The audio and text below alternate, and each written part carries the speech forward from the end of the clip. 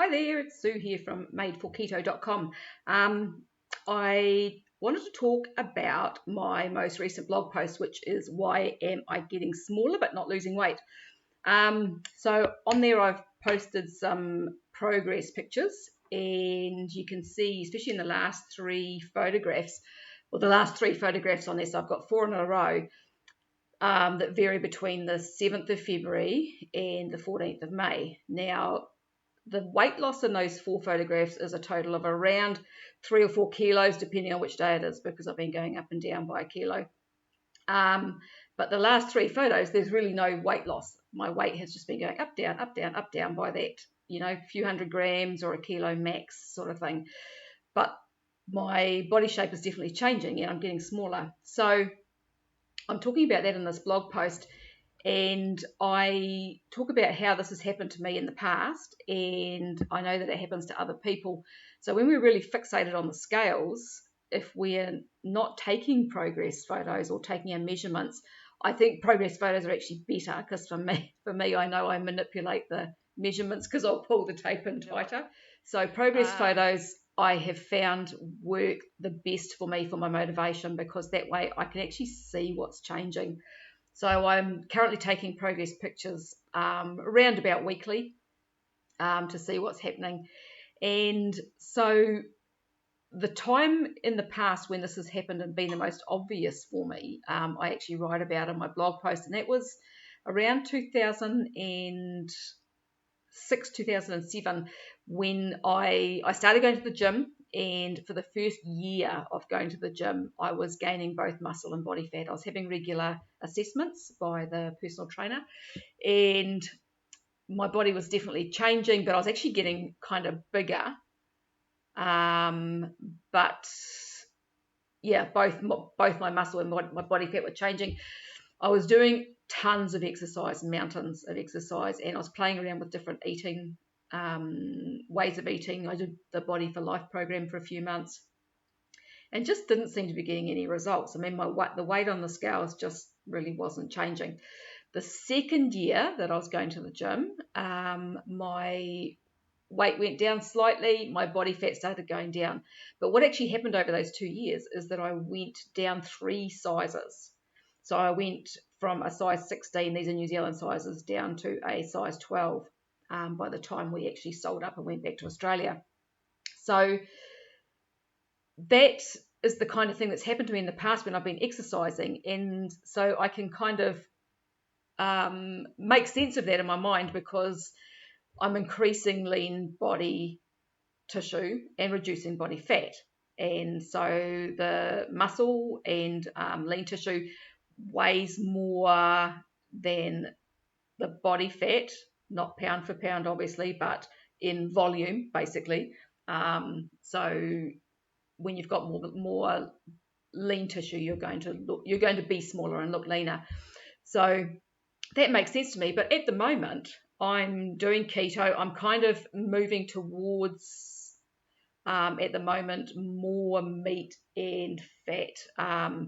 And less vegetables, because I'm watching some of these carnivore doctors, and I'm really interested in what they're saying and what they're doing. So I'm doing keto, but eating more meat, less veg, I guess, than a lot of people who are on keto. So I'm not doing any exercise, really. Like I'm lucky if I do yoga once a week. I'm lucky if I do some weights, just lightish weights, because I'm nowhere near as strong as I used to be, once a week. And I get out for a walk occasionally, and that's it. Apart from my work, I do body work, so I do massage, and I'm a contact care practitioner. The massage, is reasonably physical, but I've been doing it for years, and so there's no reason why my body should be building muscle to do that.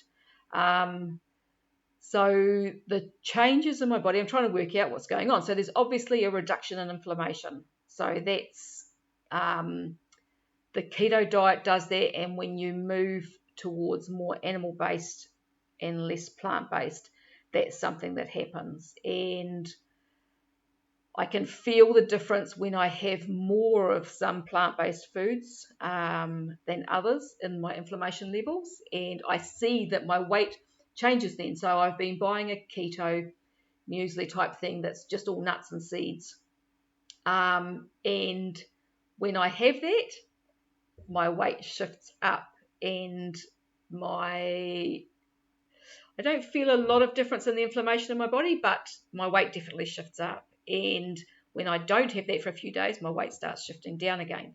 So there's obviously something going on there with the nuts and seeds, which makes sense from what I'm listening to and reading. All right. So I had some mandarins the other night, which is the first fruit that I've had in a couple of weeks probably, and that messed me up a bit. My weight went up again. I felt puffier. I woke up with a sore back, so that obviously that increased my inflammation level. I could tell by the way I was feeling in my body. So I understand that side of it, but a lot of the thoughts around inflammation, when you lower your inflammation and you start losing weight, is that it's water weight that's going. And so your weight drops on the scales, but that's not what's happening. So my body's getting smaller without actually dropping any real weight on the scales. So is it that the inflammation reduces the size of the fat cells and stuff? I don't know. As I said in my blog post, is it just hot air? I don't know. If anyone has any suggestions or any information that they can point me to, I'd be really appreciative of that.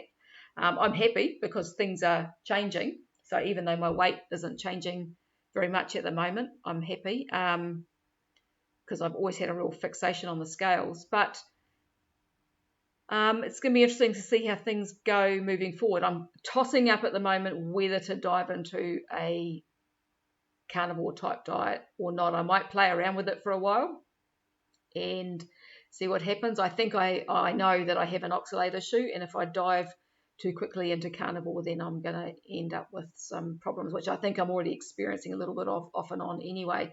So that's another whole topic. Oxalates are just one of the compounds that plants use to protect themselves, and I've known about them and known I've had an issue with them for a couple of years.